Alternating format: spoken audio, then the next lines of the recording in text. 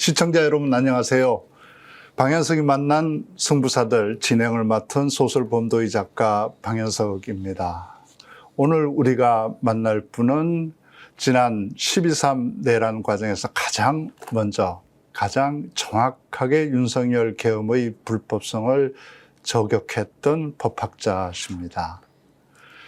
윤석열 대통령이 내란을 선포한 지 단 25분 만에 SNS에 공직자, 경찰과 군인들이 이 내란에 동조하면 형사처벌을 받는다고 단호하게 경고했던 서울대 법학전문대학원의 한인섭 교수님 모셨습니다.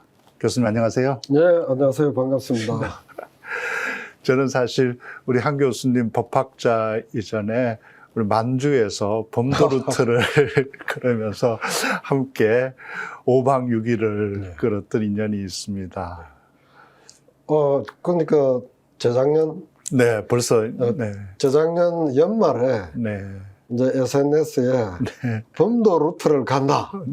이 프로그램을 짜놨는데 뭐 홍범도, 안중근, 김좌진 이런 이제 역사 흔적을 찾아서 간다 하길래 거의 꿈의 투어다라고 생각해서 정말 가고 싶었던 것인데 근데 혼자 가기 어렵잖아요.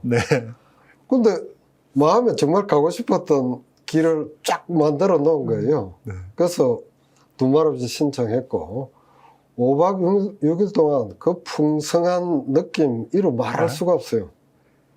저는 사실 한인섭 교수님 명단에 있길래 이 한인섭 교수님이 이분인가 아닌가 그러다가 이제 다른 분이 저한테 문자를 보냈더라고요. 거기 한 교수님 같이 계신다면서. 그래서 아니 굉장히 조용히 계셔서 그 한 교수님이 진짜 한 교수님 맞는 건지 모르겠습니다. 그랬어요.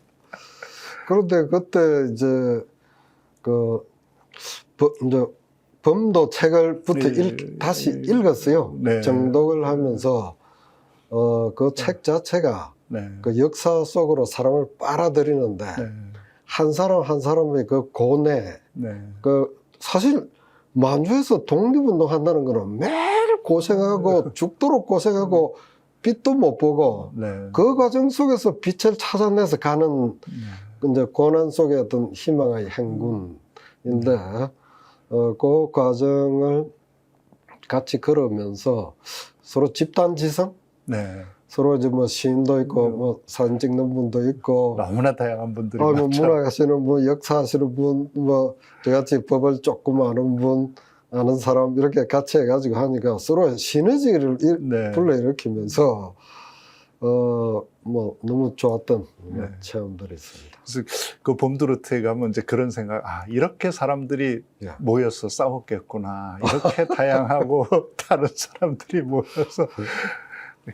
그래서 서로 또 그 힘든 속에서도 또 웃고 견디면서 또 하루하루. 아니, 힘든 게 밤 11시에 숙소에 도착해서 아침 6시 반에 일어나서 식사하고 바로 출발하는 거니까 정말 과정은 고난의 행군인데 깨달음이 너무 많아서 아픈 줄 몰랐다가 집에 돌아와서 모두가 막 아파 죽겠다고.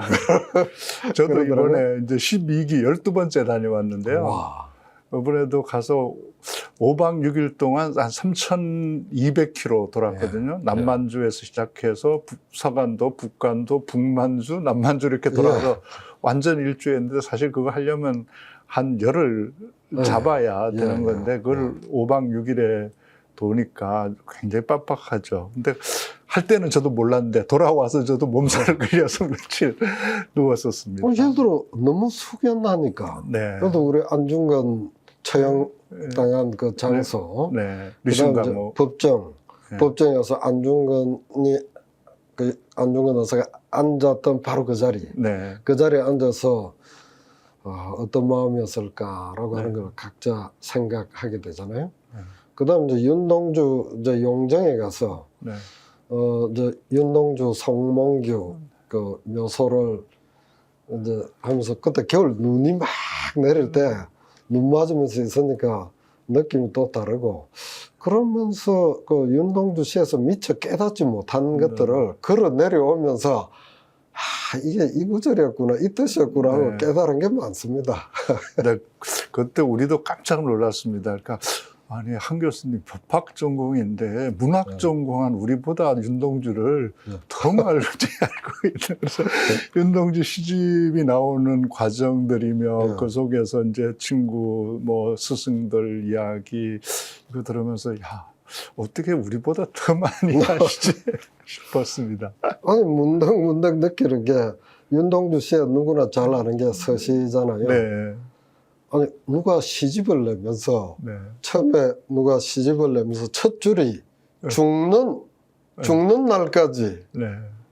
아니 그러면 시집이 팔릴 수 있어요? 아니 시집을 펼쳤는데 처음 나오는 시가 죽는 날까지 이렇게 돼 있으니까 이게 서시일 수가 없다 그렇게 생각을 했어요. 네. 그래서 시를 다 쓰고 난 뒤에 네. 본 시들을 다 쓰고 난 뒤에 종합 정리하는 그 다른 시에 나오는 시어들이 그 윤동주 서시에 다 있잖아요. 네. 그래서 뭐 하늘, 바람, 별 시라고 이제 뽑아내는데 이 시 제목은 서시일 수가 없고 최종 결론시다, 서머리시다. 그래서 나중에 보니까 1948년에 처음 나왔을 때는 서시라는 이름이 갈로 안에 이렇게 돼 있고 위에 하늘과 바람과 별과 시 이렇게 돼 있더라고요. 그래서 그 시의 제목은 하늘과 바람과 별과 시가 맞네. 네. 그래서 본래 그 시 제목이 서시가 아니었던 건데. 뭐 윤동주 자필로는 서시라고 쓴 적이 없죠. 그냥 죽는 날까지부터 시작되니까. 그래서 우리는 그냥 당연히 서시겠거니 하고 그렇죠. 읽었는데 한 교수님이 와서 그 과정들이 이랬다고. 아니 그 자리에서 읽으니까 원래 서시는 좀 평온하게 좀 부드럽게 끌어당기는 시인데 너무 무겁고 힘들잖아요. 그래서 입새에 있는 바람같이 괴로워하는 모든 사람들이 있지만 마지막에는 이제 자기가 이제 별이 되어가는 이제 입새로부터 별로 성화되어가는 자기 자신을 보여준 것 같고 그러면서 그 우리 5박 6일 동안 그 만나고 느꼈던 그 많은 독립운동가들이 다 개개인은 입새와 같이 연약한 존재가 우리가 지금 하늘의 별처럼 우러러보는 그런 사람으로 돼 있잖아요. 그래서 그 범도 로터의 그 여행이 연약한 입새로부터 별로 성화되어가는 그 과정을 같이 느끼게 해주고 싶었던 게 기획의 의도였구나 이렇게 정리했습니다. 아무래도 한 교수님 이제 법학전문대학원 교수하지 말고 문해창작학과 명예교수 하시겠습니다. 같이 배우고 싶습니다. 정말 깜짝 놀랐었습니다. 이번에 이제 한 교수님이 이제 윤석열 계엄 선포하자마자 정말 기다렸다는 듯이 빛의 속도로 SNS에 글을 올리셨잖아요. 그 불법이라는 걸 분명하게 저격하는 이번에 새로 낸 신간 이 계엄과 내란을 넘어라는 책 39페이지에 그게 그대로 실려 있더라고요. 지금 이걸 그대로 그때 페북 글을 봐도 정말 뼈를 때리는 글이다. 제가 한번 읽어볼게요. 뭐 짧으니까. 비상계엄 요건인 전시 사변에 준하는 상황이 전혀 아니므로 계엄 성립이 되지 않는다. 국회가 과반수로 계엄 해제를 요구하면 대통령은 반드시 따라야 한다. 세 번째, 의원들의 국회 출입과 회의 소집을 막으면 그 자체로 내란죄가 성립한 5.18 재판 판례 내란죄에 해당했다. 대통령의 명으로 국회 기능을 불능케 하는 군인과 경찰은 모두 내란죄의 공범이 됨. 5번, 계엄 선포로 대통령 탄핵 사유가 성립. 계엄 선포 자체가 내란 행위. 끝으로 6번이죠. 어떤 공직자도 그에 동조하여 적극 행동하면 모두 형사범죄로 다스려 줄 수 있으므로 동조하지 말 것. 야, 윤석열의 이제 뜬금없는 계엄을 보면서 야, 이거 뭐지? 어떻게 해야 되는 거야? 하던 사람들에게 이 계엄의 본질을 너무나 명확하게 정리해 주면서 어떻게 행동해야 되는지 행동 지침을 내려준 게 바로 이 SNS 글이었어요. 저도 이제 이 글 보고 나서 깜짝 놀라서 이거구나 싶어서 이제 이걸 공유하고 그랬는데 어떻게 이렇게 빨리 정말 준비했던 듯이 글을 올릴 수가 있었어요? 준비야 물론 안 됐죠. 왜냐하면 계엄이 날 줄 몰랐으니까. 우리가 첫 반응이 누구나 미친 거 아니야? 그죠? 첫 반응 미친 거 아니야? 그러면서 두 번째 아득하잖아요.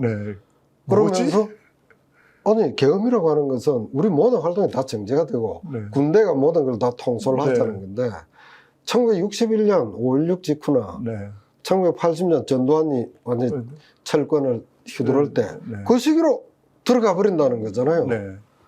그러니까 그 시기에 저는 이제 법학자이기 때문에 법학자로서 빨리 뭔가 정리를 해야 되겠다라고 할 때 그때 막 국회로 달려가면서 사람들이 생각하기에 이 계엄을 해제해야 된다. 계엄 요건이 성립 안 되니까 해제해야 된다. 요 생각까지는 나오잖아요. 근데 이제 국회의원들도 막 조문 찾아가면서 뭐 차 타고 갔다 오고 그러더라고요. 그런 상태에서 이 계엄은 계엄 요건과 절차가 다 성립이 안 되므로 그게 무효다라고 하는 것이 나오고 그 다음 국회를 공격한다고 하니까 어떤 계엄 상태에서도 국회 공격을 하면 그 자체가 내란죄가 된다는 것을 제가 이전에 학문적으로 다 정리를 해놓은 게 있습니다. 그 다음에 이것은 탄핵 요건이 바로 성립이 된다는 것이고 그 다음에 공직자들, 좀 군인, 경찰이 시킨 대로 할 거 아니에요. 근데 시킨 대로 하면 당신이 바로 내란죄의 공범이 된다. 그래서 경거망동하지 말 것, 보통 이렇게 이야기하는데 망동이라는 단어를 쓰면 기분 나쁘잖아요. 그래서 경거동조하지 말 것. 공직자들을 그 순간에 존중하는 마음에서 정말 당신이 거기 끌려 들어가면 내란죄의 공범이 된다. 이렇게 해가지고 요것을 긴 문장으로 쓰면 안 읽히니까 가장 짧은 요약문으로 해서 이제 올렸습니다. 그래서 전체 성격이 이 계엄은 위헌 무효이고 그 다음 내란에 해당되고 탄핵돼야 된다. 키워드 3개가 나왔죠. 그러니까 저도 이 글에서 특히 제목이 인상적이었어요. 그러니까 대통령의 헌법 파괴. 딱 이렇게 하니까 이 계엄이 헌법 파괴구나. 이게 딱 정리되면서 또 그리고 용어들이 굉장히 절제되어 있잖아요. 급하게 올렸는데도 방금 얘기했듯이 망동이란 말 대신에 동조 그리고 뭐 윤석열의 폭거 뭐 이런 말이 아니라 헌법 파괴 이러니까 학술적이면서도 정제된 표현 그러면서도 본질을 꿰뚫는 이런 이제 표현들이 훨씬 설득력을 높였고 아마 이제 저희가 볼 때는 군인들이나 우리 경찰들 시민들 의원들도 이게 급속도로 이게 공유됐기 때문에 다 봤을 거고 영향이 컸을 거라고 생각합니다. 제가 이거 보고 나서도 이제 그때 우리 범도루트 갔다 온 기수별로 이 단톡방이 있거든요. 10기까지 그때 갔다 왔으니까 10개 단톡방 중에서 뭐 난리가 난 데가 많아요. 그래서 이제 이거 우리 범도루트 이게 한인숙 교수님 글입니다. 보세요. 그리고 공유해 주세요 했더니 이제 금방 이것도 퍼뜨리고 그러더라고요. 그래서 이 글뿐만이 아니라 이제 내란 이 계속 진행되는 과정에서 여러 고비가 있었잖아요. 특히 이제 탄핵 그 의결이 지연되고 또 헌재에서 탄핵 심판이 늦어지고 있을 때 뭐 임기를 단축한다, 개헌을 해서 이제 뭐 문제를 풀어야 된다 이런 이제 꼼수들이 나올 때 한 교수님 그때마다 이게 왜 말이 되지 않나? 안 되는 거다. 될 수가 없는 일이다. 이렇게 딱딱 짚어주셨잖아요. 이게 그냥 법학자로 평소 실력만 가지고 되는 건 아닌 것 같은데 어떻게 할 수 이제 정말 뛰어난 정무적 판단이었다는 생각이 들거든요. 근데 시민과의 소통인데요. 우리가 계엄을 막아내고 이제 탄핵을 만들어내는 것은 결국 시민의 힘으로 되는 민주국가 시민의 힘으로 결국 결정이 되어지는데 저는 그 처음에 12월 3일에 대통령 헌법 파괴라는 제목이 엄청난 제목이에요. 네. 그 말을 쓴 사람은 계엄이 성공하면 바로 그대로 영연병 바로 잡혀가야 되는 상황이 이는 각오 제목이 완전 각오하고 쓸 수밖에 없는 제목입니다. 그만큼 이제 강렬하게 전달하려고 했던 거고 아니 이제 우리가 그 만주에 범도 루트 간 그 동행이 이런데 힘을 준다고요.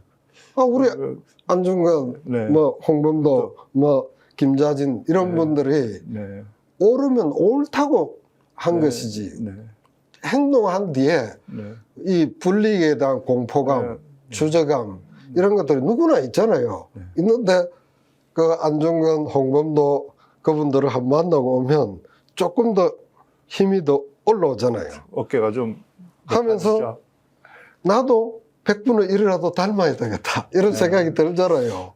잘 다녀오셨습니다. 그러니까 정면으로 싸워야 되겠다. 이런 것을 정면으로 싸우지 않고는 지식인이란 게 뭐냐 하는 그런 것들이 나올 수가 있고 그 다음에 이 대통령은 박근혜 대통령하고 탄핵 과정에 임하는 자세가 너무 다르더라고요. 이 사람과 이 사람 주위에는 법률가들이 많으니까 계속 꼼수를 써요. 처음에 하야라는 단어를 쓸 듯 말 듯 했거든요. 그럼 사람들은 이제 하야 쪽으로 가면 좀 평온해질 거지 하는데 저는 그 사람은 하야를 할 사람이 아니다. 그리고 하야라는 것은 보통 국민이 원한다면 하야하겠다 이러잖아요. 그럼 사람들은 하야 선언한 모양이다. 천만에 국민이 원한다면 라고 돼 있잖아요. 당에 일임하겠다. 12월 4일날 그랬어요. 나의 거취를 당에 일임하겠다. 이 말은 대통령직 내려놓겠다는 모양이다. 저는 그렇게 해석하지 않고 당에 일임하겠다는 거는 당에 자기 편 친윤, 반윤 조금 있고 친윤도 많잖아요. 그럼 당에서 100가지 막 논의가 일어납니다. 그럼 한 이틀 있다가 당의 의사가 합치되지 않으므로 제가 혼란을 수습할 때까지 당분간 대통령직을 이어나가겠습니다. 이러면 어떻게 해요? 하야했잖아. 국민이 원한다면 하야한다 했지. 그래서 하야는 내가 지금 이 시점에 하야합니다. 라는 말만 의미가 있지. 이틀 뒤라든지 뭐 국민이 원한다면 이거는 꼼수다. 시국이 안정되면 뭐 이런 걸 이제 계속 이제 짚어나가서 국민들이 살짝 헷갈리거나 혼동되는 거를 법을 가지고 장난치지 마라 라고 하는 것을 그때 계속 짚어나갔습니다. 그러니까 그걸 한 번 할 때마다 사실은 저쪽에서는 얼마나 미웠겠어요. 자기들이 그런 꼼수를 법비들이 해온 짓들을 했는데 그걸 칼같이 파고들어서 뼈를 때리는 한 방식을 먹이니까 저쪽에서는 정말 성공하면 가장 먼저 잡아들여야 될 리스트에 올렸을 것 같은데 그때마다 각오를 하셨군요. 그러니까. 아니 처음에 헌법 파괴라고 할 때는 정면 가고 그 다음에 국민과 함께 가는 것인데 예를 들어 12월 7일 우리가 이제 국회에서 탄핵 그 투표를 했는데 정족수 미달로 안 됐잖아요. 그러면 저도 마찬가지고 모든 국민들이 실망하고 막 돌아오잖아요. 그때 어떻게 하면 서로가 힘이 되는 말을 만들어낼까? 라고 할 때 12월 7일 날 만약에 탄핵 소추안이 통과됐으면 누가 제일 기세가 등등하겠습니까? 국민의힘 10명 이상 아마 한동훈 대표가 봐라 우리 뜻대로 되지 않느냐 됐을 거예요.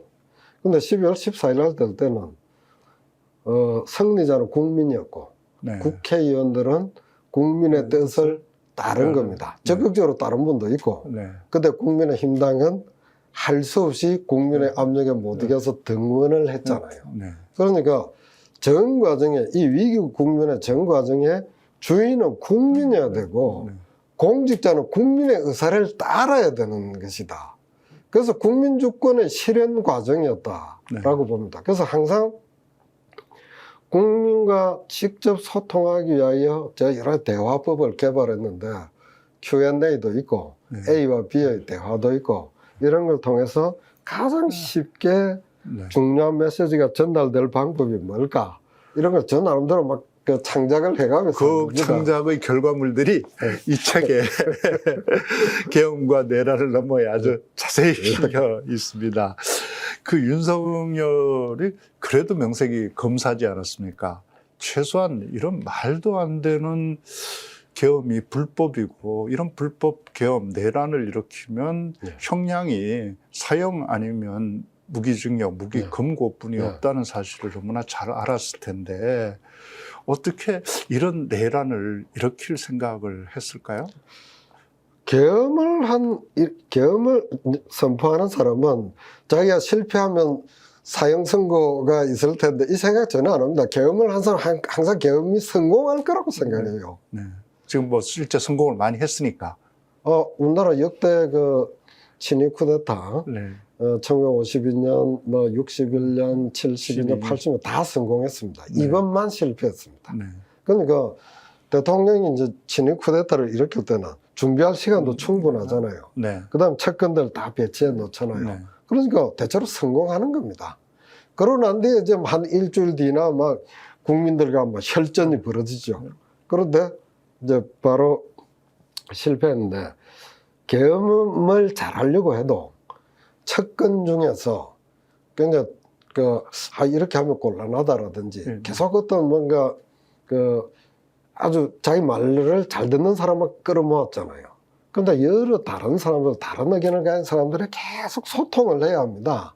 그 소통의 길을 스스로가 다 차단했잖아요. 모두 이제 말 잘 듣는 추종자들만 끌어모았으니까 이 계엄을 그래서 법적으로는 어떻고 군대는 어떻게 동원하고 해가지고 다 준비를 했어야 되는데 그 준비도 하나도 안 된 가운데서 뭔가 이제 쉬는 거죠. 내가 이거 성공할 수 있다. 저 나쁜 놈들 야당, 선관위 미워, 타도해. 그다음 의사, 처단해. 이 세상의 계엄 중에 의사를 처단해. 이런 문구 자체가 나올 수가 없거든요. 그러니까 모든 것을 제대로 꼼꼼하게 검토하는 기본적인 합리적 능력도 없는 상태에서 뭔가 씌인 듯이 밀고 나가버린 거죠. 근데 이제 말씀하셨듯이 뭐 우리나라에서 친위 계엄, 내란들은 다 성공을 했잖아요. 이번에 실패한 것들은 이제 처음인데 이제 한 교수님은 1980년 봄에 이제 전두환이 전국으로 계엄을 확대했던 이른바 서울의 봄도 지켜보셨고 또 박근혜 때 또 촛불 또 혁명을 통해서 정권이 바뀌는 것도 봤고 그런데 이제 이번 시민들의 이제 이른바 빛의 혁명 이 양상들은 그 전에 서울의 봄이나 또 박근혜 때 그 촛불혁명과도 또 양상이 달랐던 것 같아요. 그게 가장 핵심적인 차이가 그 전과 이번 그 빛의 혁명하고 차이가 뭐였던 것으로 보여요? 예를 들어 제가 대학 다닐 때 이제 선포된 이제 5.17 비상계엄은 그때 저자들이 이기겠구나, 우리가 지겠구나라는 그런 느낌을 누구나 갖고 있었어요. 그러면 이제 5.17 전두환이 비상계엄을 전국 확대를 하게 되면 잠시 다투다가 물러날 수밖에 없습니다. 만약 그때 이제 그 광주 시민들이 전국의 다른 도시의 시민들과 비슷하게 데모 한두 번 하다가 물러났으면 우리가 오늘이 없어요. 그러면 이제 이 계엄 선포 세력, 이제 위헌 세력이 늘 이긴다는 교훈만 남아 있잖아요. 그런데 광주에서 전면적으로 싸우고 마지막에는 뭐 고등학교 1학년 학생이 소년이 온다에 나오는 그런 식으로 싸웠던 것이 전 국민에게 어마어마한 교훈으로 들어와 있고 부끄럽기도 하고 싸워야 되겠다. 근데 그 싸움에 처음 이긴 게 87년에 이긴 거잖아요. 6월 항쟁에서. 왜냐하면 이제 더 이상 절대로 물러서지 않겠다는 각오가 섰고 그 다음에 지난 43년 동안 우리가 군대도 총을 한 번도 쏜 적이 없습니다. 시민들을 향해서. 80년을 쏘았잖아요. 근데 적어도 광주의 희생을 통해서 군인들이 시민을 향해서 총을 쏜다, 칼을 들이댄다는 것은 상상할 수 없는 지금 군의 제일 수뇌부부터 제일 이병까지 한 번도 시민을 상대로 대적한다는 생각 자체를 해본 적이 없어요. 이제 그렇게 됐고 시민들의 의식도 이제 그 과정을 통해서 이제 성장이 되고 그다음 이제 우리가 뭐 전두환 왜 사형 안 시켰냐 하지만 그들이 처벌받았잖아요. 처벌받았던 그 교훈에 대한 학습들이 쌓여가지고 이제는 이런 위기가 날 때 어떻게 대응해야 될까? 사람들이 본능적으로 국회를 지켜야 되겠다. 왜냐하면 계엄 해제할 수 있는 게 국회니까 지켜야 되겠다. 라고 해가지고 무슨 바로 이제 달려 들어가는데 또 하나 요인은 72년이나 80년에는 방송국 점검만 하면 되잖아요. 한 뭐 KBS, MBC 한 3개 정도 기간 막으면 되면서 신문은 여유가 있고. 그런데 지금 매체가 몇 개예요? 100만 개가 넘지 않아요? 각자가 자기 매체를 가지고 하는 거잖아요. 그러니까 예를 들어 12월 3일 10시 반부터 12시 사이에 모두가 자기의 방법으로 소통하면서 판단하고 행동하고 해나가지 않았어요? 그래가지고 집단지성뿐만 아니라 매체가 아마 1980년보다 한 1000배, 10,000배의 매체가 더 확장된 것 같습니다. 이제 그런 것도 또 하나 있는 것 같아요. 이제 문화적으로 달라졌다. 그러니까 그전 이게 저도 이제 80년 봄에 서울역에 있었는데 정말 그때 노래 한 2곡 가지고 뭐 물가 심은 나무 흔들리지 않게 무릎 꿇고 사느니 서서 죽길 원한다. 이거 2곡 가지고 하루 종일 불렀는데 이번 과정은 축제처럼 정말 그 자신감이 있었고 자부심이 있었던 것 같아요. 옛날은 우리가 후진국 뭐 따라 배워야 될 나라 이랬지만 우리가 대한민국인데 어떻게 대한민국에서 이런 일이 있을 수 있어. 이건 용서할 수 없어. 그런 자신감, 자부심 그걸 훼손당하는 것을 거부하는.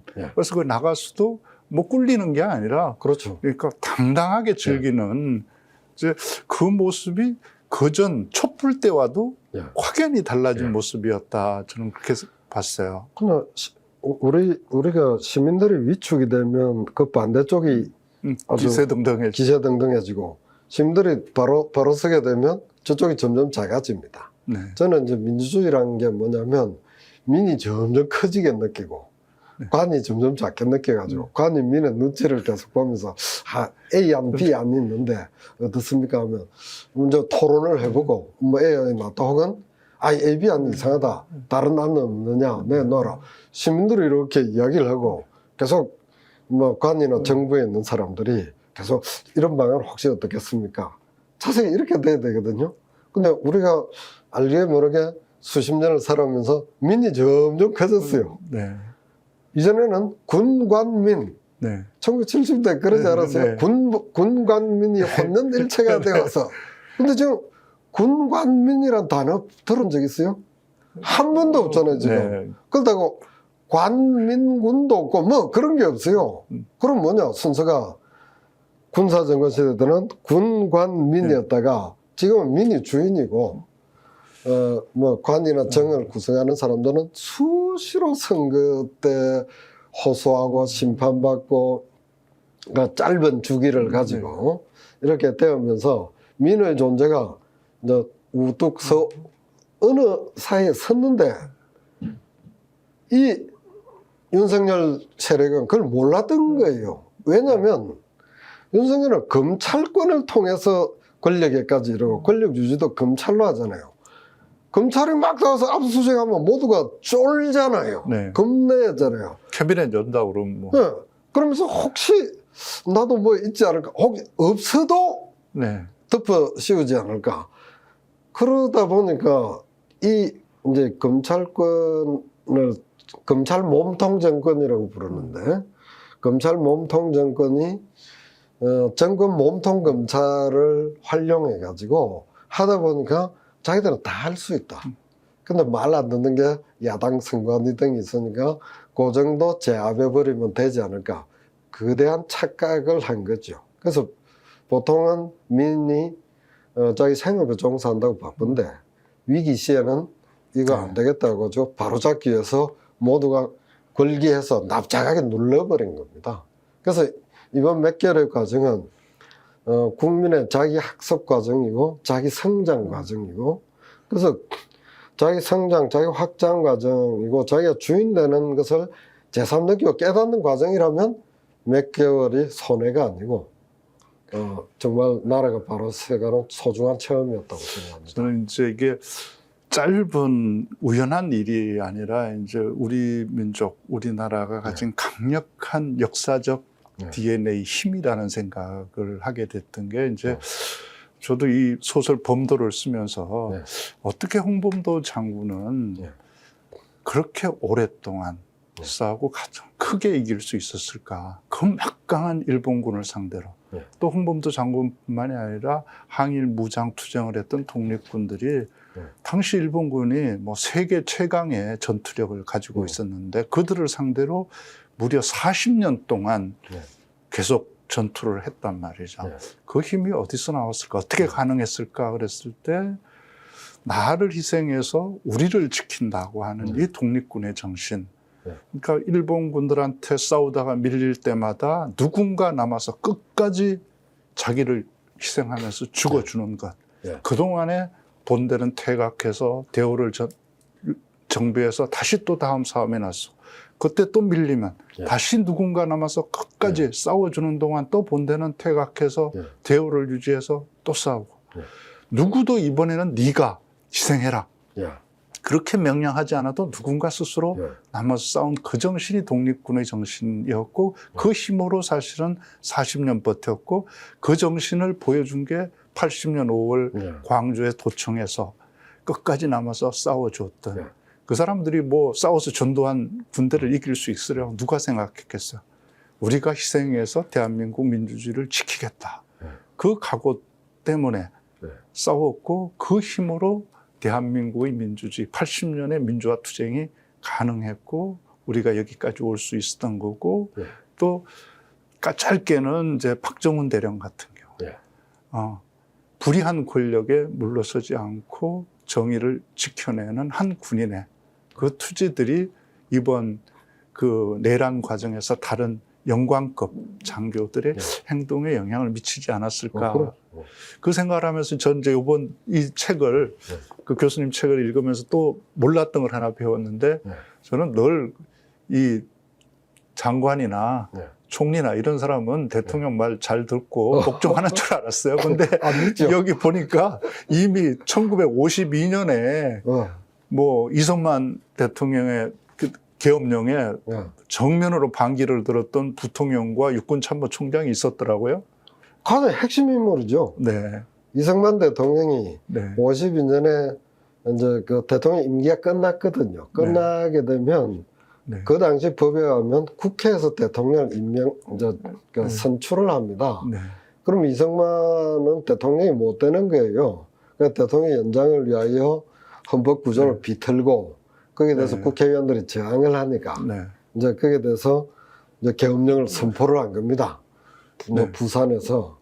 자, 그렇게 되면 지금 이제 정부의 핵심은 대통령 다음 부통령인데 그 부통령, 그 김성수 부통령이 정민으로 거기에 대해서 맞서면서 아니, 이 대통령은 6.25 때 혼자 도망을 오고 국민들을 뭐 저거의 지하에 남겨두고 혼자 도망을 오고 그것도 잘못인데 아니 지금 부산에 군대가 올 필요가 없어. 군대는 지금 전선에 가서 싸워야 되잖아요. 싸워야 될 군대를 빼놔가지고 그 국회를 상대로 그 뭐 공격을 하고 협박을 하는 것은 내란적 쿠데타다. 내란적 쿠데타란 말이 정확하게 내란적 쿠데타를 저지르는 게 아니고 뭐냐? 라고 하면서 거기에 협조할 수 없다고 항의 사표를 냅니다. 그 다음에 군대를 동원하려고 하면 참모총장이 명이 나와야 되는데 참모총장이 군은 정치적 중립이다. 군은 절대로 경건망동하지 말고 국방의 본연의 업무에 종사하자. 이렇게 되니까 이승만 대통령이 참모총장을 해임을 시키고 포살라라, 죽여라라는 말까지 했어요. 자, 그러면 지금 대통령이 계엄을 내렸을 때 지금 부통령과 참모총장이 아니다라고 정면으로 하잖아요. 이번에 12.3에 대입을 해보면 한덕수, 네. 최상목 등이 이어서 계엄 요건에 전혀 충족하지 못하니까 부서하지도 않겠고 여기에 대해서는 잘못된 것입니다 라고 국무회의에서 먼저 다투어야 됐어요. 네. 그런데 전혀 안 했잖아요. 그 다음 군의 수뇌부들이 딱 그쪽으로 뭐 시킨 대로 했잖아요. 장성들은 다 그래요. 장성들은 그런데 결정적으로 역할했던 영광급 네. 이제 예, 김문상 뭐 네. 대령이나 김형기 대령이나 뭐 조성현 이런 분들이 시민들하고 직접 충돌하지 말고 네. 그 다음에 군대가 이제 서강대 건너오면 군대가 엄청 늘어나게 되는데 조성현 조성현 수방사 그 이제 네. 수방사, 일단장인가 예, 그렇죠. 뭐, 그분이 서강대교 건너지 마라 네. 라고 해가지고 하고 그 다음에 철수를 건의하고 해가지고 관철을 시킵니다. 박정훈도 다 대령이네요. 네, 대령들이 그래요. 대령들이 네. 그 위기의 순간에 올바로 판단을 하고 국민들과 직접 부딪히면 광주 5.18이 나올 수 있는데 그것을 막아내도록 했잖아요. 그래서 저는 위기 시기에 공직자들이 상부의 명은 어쩔 수 없잖아. 그 변명이 통용되지 않는다. 그래서 위기 시기에 공직자들이 각각 제 처신을 다 할 수 있도록 한번 역사적 자료를 한번 끌어모아 보니까 네.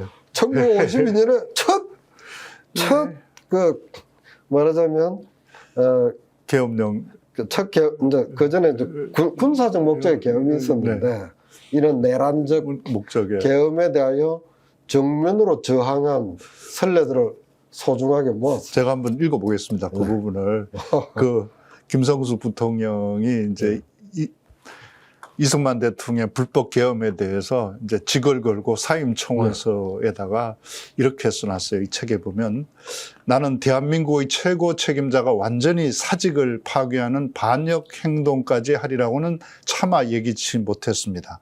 그랬더니 비상계엄의 조건이 전혀 구비되어 있지 아니한 임시 수도 부산에 불법적인 비상계엄을 선포하고 소위 국제공산당과 연관되어 있다는 허무맹랑한 누명을 날조하여 계엄 하에서도 체포할 수 없는 50여 명의 국회의원을 체포, 감금하는 폭거를 감행했습니다. 이것은 곧 국헌을 전복하고 주권을 찬탈하는 반란적 쿠데타가 아니고 무엇이겠습니까? 이게 부통령이 대통령한테 직을 던지면서 엄청나죠. 네, 한덕수가 이렇게 했어야 되는 거죠. 근데 제가 그 김성수 부통령의 사임 청원서를 읽고 이제 2000년도에 논문을 쓰면서 발견을 하고 너무 고맙고 소중했어요. 그래서 그걸 정리를 해가지고 논문에 담았어요.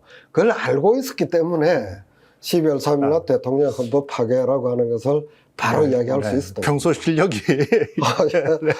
근데 그 말이 그냥 나온 것이 아니고 적어도 우리 역사적으로 1952년, 그 다음 1980년, 그 다음 95년 전노 재판, 그 과정에서 축적된 판단이 있어요.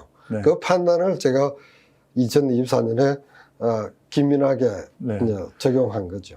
또 이제 교수님 책에 당시 육군 참모총장이었던 이종참 장군이 육군 장병에게 고함이라는 훈령도 또 실어놨어요. 보면 전방의 병력을 빼내 후방의 정치 싸움터로 보내는 것은 국토방위의 신성한 의무를 저버리고 군을 정치에 관여시키는 것은 망국의 길이다.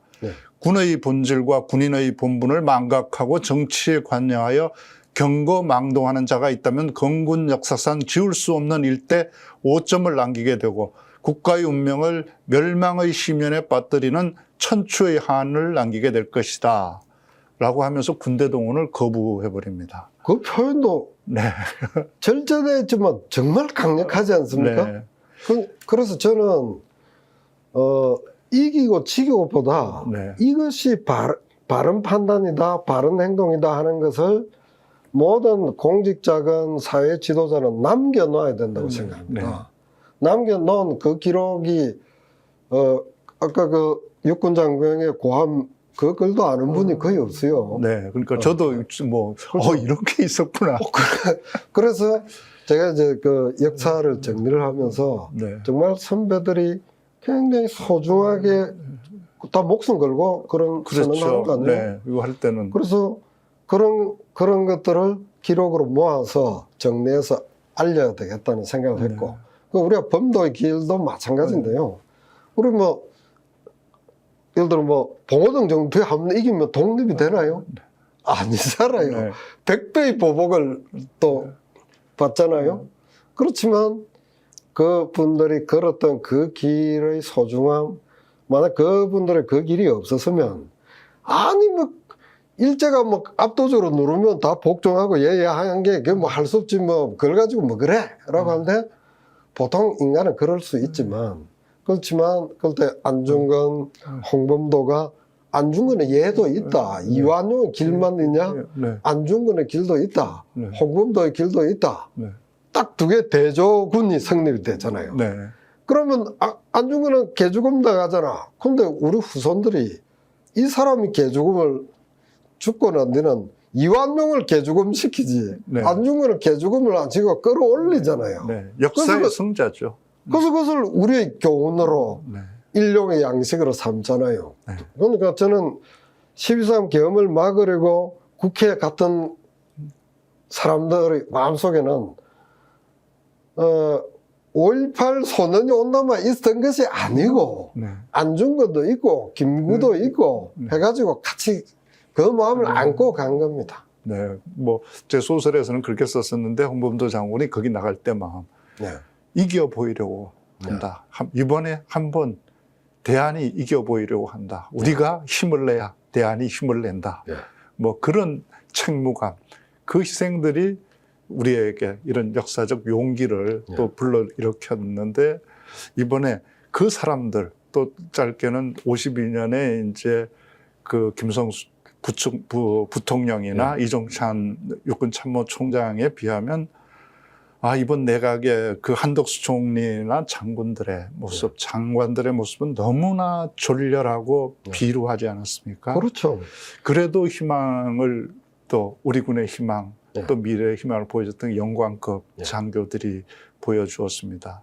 그런데 또 한편으로 보면, 이 한 총리나 군인들, 장관들, 장성들 못지않게 국민들의 이 분노를 불러일으킨 사람들이 바로 판사와 검사들이었습니다. 특히 내란 우두머리 윤석열을 참 희한한 시간 계산법으로 풀어주었던 그 재판부, 지기현 판사는 한 교수님 또 제자로 알려져 있는데 왜 그런 짓을 했을까요? 적시항고를 하지 않고 풀어준 검찰은 대체 무슨 생각으로 그랬을까요? 우리 이제 사법부나 검찰에 대해서 이제 한번 돌이켜 보면 12월 3일 하고 이제 계엄 해제되고 또 뭐 해제된 다음 날까지 사법부에서는 아무 말이 안 나왔어요. 단 한마디 언급이 없었습니다. 검찰도 언급이 없었습니다. 그런데 국가가 어떤 내란이라고 하는 이런 류의 상황에 처하면 사법부는 목소리를 내야 됩니다. 왜냐하면 계엄이 성공하면요, 사법부가 계엄사에 흡수가 되잖아요. 자, 그렇게 될 상황이 바로 될 수 있었는데, 거기에 대해서 사법부가 그것은 잘못된 것이다. 이 계엄은 잘못된 것이다. 이것은 위헌이다라고 하는 언급이 나왔어야 되고, 그 다음에 그 서부지법 침탈을 당할 때 이는 법원 자신이 침탈을 당했잖아요. 근데 법원행정처장 명의의 성명서가 하나 나왔는데, 대법원장이 그때 뭐 하고 있었는지 모르겠어요. 대법원장이 바로 서부지법에 와서 현장을 보고, 그냥 서초동 이제 집무실에 있는 거하고 현장에 와서 보는 거는 다릅니다. 현장에 와서 위로하고 격려하고, 법치주의라고 하는 거는 국가기관, 사법기관을 이런 식으로 침탈하는, 폭력으로 침탈하는 것은 절대로 허용될 수 없다는 것을 서서 이야기를 했어야 돼요. 그게 대법원장이 해야 될 당연히 책무잖아요.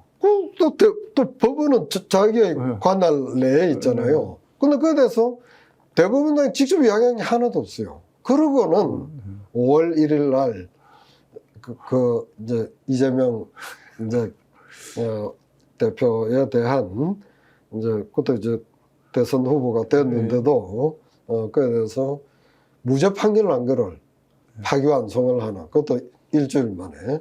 그것도 원래는 대법원에 올라가면 이제 각 부, 1부, 2부, 3부 중에 하나에 들어가거든요. 들어가서 그쪽에 이제 4명의 이제 그 대법관들이 논의를 하고 이는 전원합의체로 올려야 되겠다라고 해야 전원합의체로 가거든요. 그 과정이 몇 개월 안 걸린 적이 없습니다. 근데 바로 대법원장이 그 사건 내가 하겠다라고 해가지고 바로 초속도로 처리해버렸잖아요. 저는 대법원장 매우 처신을 잘못하고 그 판결을 국민들이 도저히 수긍을 하지 못합니다. 그러면 법원은 국민의 신뢰를 받아야만 존립할 수 있는 거예요. 신뢰의 기반이 전혀 없어요. 없어졌어요. 거기서 대법원장이나 윤석열 재판하고 있는 직위원 재판부나 국민들의 신뢰를 완전히 잃었습니다. 완전히 잃게 만든 내부의 어떤 그 결정 과정, 의사결정 과정이 어떻게 되느냐, 그 내부의 자성을 굉장히 많이 해야 됩니다. 그리고 국민들의 커다란 비판을 받아야 되는 항목이고, 근데 윤석열 3년 가까운 기간 동안 법원도 묘하게 주눅 들고 순치대고, 검찰은 뭐 완전히 그냥 앞잡이가 아니고 하나의 몸으로서 그냥 밀고 나가서 권력이 원하는 사건은 사냥개 풀어서 공격하듯 공격을 하고, 그 다음 권력이 감추려고 하는 거는 지금 우리 특검 쭉 나오잖아요. 그 모든 거를 있는 대로 다 틀어막고 하잖아요. 너무 못난 짓이고 국가의 기관으로서는 도저히 있을 수 없는 행태를 벌려놓은 것이고 국민적 심판을 받게 되는 겁니다. 그 교수님 말씀하셨듯이 윤석열 정부의 가장 큰 특징은 이제 힘을 믿는 건데, 그런데 거기서 놓친 것은 신뢰의 힘을 놓치고 있는 것 같아요. 신뢰의 힘이 없이 힘으로 신뢰를 얻을 수는 없는 거란 말이에요. 그런데 뭐 윤석열은 검찰 권력의 힘이라도 있다고 치지만 특히 그 법원은 뭐 검찰권을 가지고 있는 것도 아닌데 정말 말 그대로 신뢰라고 하는 그 힘이 없으면 지탱할 수 없는 조직인데 그걸 스스로 포기해버리는. 그래서 이번 대법원장이나 일부 재판부의 행태들은 정말 누가 모욕하기 전에 자기 스스로 자기를 모욕하는 그 모습을 보여주었다. 법원을 누가 모욕하거나 함부로 대했습니까? 자기 스스로 모욕해버린 거잖아요. 그러니까 우리가 이제 입법부와 행정부는 선거에 따라 계속 교체가 되잖아요. 아니, 그 사람들이 강한 권력 같지만 지금 이재명 대통령만 해도 벌써 이제 3개월 갖고 4년 9개월 그다음 째깍째깍 해서 시간이 착착착착 줄어들고 있잖아요. 국회의원들도 마찬가지고 그 다음에 이제 4년 뒤에 엄청난 심판의 무대 위에 다 서잖아요. 근데 사법부는 그렇게 되지 않잖아요. 근데 그렇게 되지 않으면 그럼 사법부의 힘은 어디서 나오냐? 그냥 현재 사법부의 구성 원리가 있고 판사가 되는 것인데, 그런데 판사는 못 건드린다. 왜 못 건드리냐? 국민이 사법부 건드리지 말라고 사법부 독립을 부여했어요. 그럼 독립을 부여하면 독립한 범위 내에서 내 마음대로 하면 된다가 아니라 이 어려운 독립을 보장해 줬으니까 정말 국민의 인권을 옹호하고 약자를 옹호하기 위하여 최선을 다해야 되겠다라고 하는 신뢰 자원이 쌓여서 사법부를 유지할 수가 있습니다. 그래서 사법부는 보통 우리 이제 여론조사 각 기관 신뢰도를 보면 입법부가 제일 낮고 그다음 행정부, 그다음 사법부가 신뢰도가 제일 높게 돼 있고 최근에 헌법재판소가 제일 높게 나왔어요. 이제 그렇게 돼서 사법부는 고신뢰를 얻어도 불안한 겁니다. 왜냐하면 다른 교체할 방법이 없으니까. 그러니까 훨씬 더 신중하고 양심에 따라서 잘 해야 되는데 이번 몇 년의 과정을 통해서 보여준 사업부는 왜 이러지? 왜 이리 위축돼 있지? 주눅돼 있지? 그 다음에 그쪽이 원하는 결과를 계속 내는 쪽으로 가고 있지. 그래서 사법부의 구조를 좀 바꾸는 전면적인 사법 개혁이 필요하겠다라고 하는 의제를 이제 국민 앞에 내놓은 셈입니다. 그래도 또 한편으로 그 우리에게 위안과 또 희망을 주는 건 이번 과정에서도 이제 일부 젊은 법무 담당자들이 보여준 용기였던 것 같습니다. 네. 불법 계엄에 대해서 적극 사표를 던졌던 네.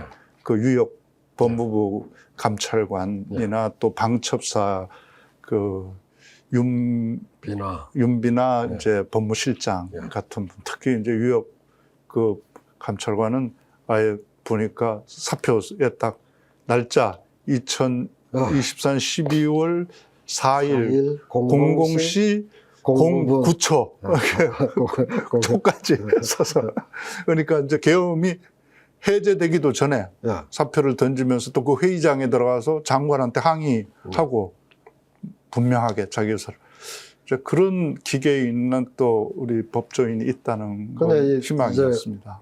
참 이 대조 효과가 중요한 것 같아요. 네, 그 공직자금 누군가 아까 독립운동가들이 그 사람 자신의 모범을 통해서 다른 사람을 판단한 기준을 만들어 주잖아요. 근데 이번에 행정부 내에서는 그 모습이 거의 안 보였어요. 이제 그 관료들 중에는. 근데 예를 들어 유역 감찰관이 근데 그 사표 쓴 게 너무 특이하잖아요. 보통 그냥 일신상 사정으로 사표를 냅니다 하는데 사표 일시 해가지고 12월 4일 00시 09분. 근데 그 날짜 그 시간 중요하죠. 네. 왜냐하면 계엄 해제 전에 사표를 던졌는지 계엄 해제 이후에 사표를 던졌는지. 그래서 1945년 8월 16일 날 독립만세 불렀는지 8월 14일에 불렀는지 너무 다르잖아요. 하나 목숨을 걸고 그래서 그 사표서도 간단하지만 참 법률가답게 썼다라고 하는데 저는 그때 생각을 해야 된다고 생각합니다. 모든 공직자들, 모든 국민들이 어떤 분위기에 휩쓸리지 않고 생각하는 국민들이 돼야 된다. 그 유명 함석헌 선생님이 함석헌 선생이 생각하는 국민이어야 산다. 그들은 백성이라고 썼는데 생각하는 백성이어야 산다. 와, 그때 이제 함석헌 선생이 그랬거든요. 아니 남쪽도 괴뢰라고 부르잖아요. 미국 미제의 괴뢰라고 부르고 우리는 북을 북괴라고 불렀잖아요. 괴뢰.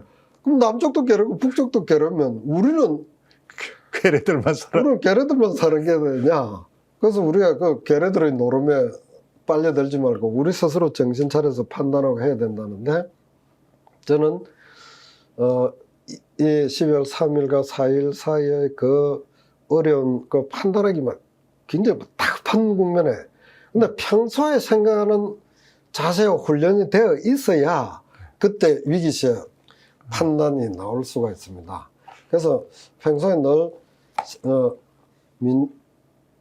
민주주의적으로 생각하는 자세가 늘 우리 사회 물처럼 공기처럼 다 스며 들어가야 된다. 일상적으로 훈련이 돼야 되는. 근데 아까 박정훈 대령이 이야기했지만 박정훈 대령이 최상병 죽음이 헛되지 않도록 해야 되겠다라고 해가지고 이제 부당하게 이 사건을 그냥 덮으라는 것을 경찰에 보내라고 하는 것이 그 결국 덮는 거니까 이제 거부를 해서 항명수괴? 세상 그런 단어는 역사상 처음 등장했습니다. 항명죄는 있는데 내란수괴라는 말이 있었는데 항명에다 수괴자를 갖다 붙여가지고 항명수괴가 됐다. 근데 그것을 본인도 잘 지켜냈고 국민들이 힘을 실어가지고 견뎌내게 만들었잖아요.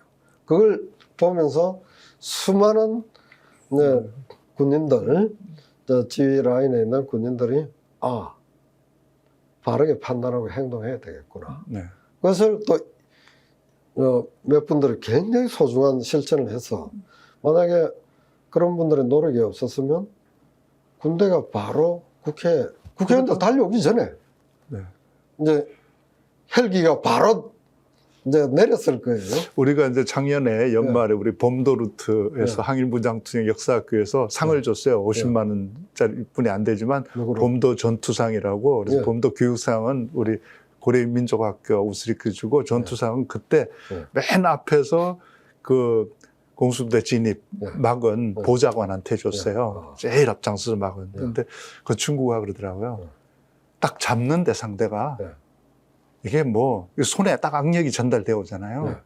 이게 뭐 그냥 날아가는 그렇게 힘만 쓰면 근데 진짜 걔들이 밀라고 생각했으면 우리 게임도 안 됐다. 그렇죠. 근데 걔들이 안 하더라.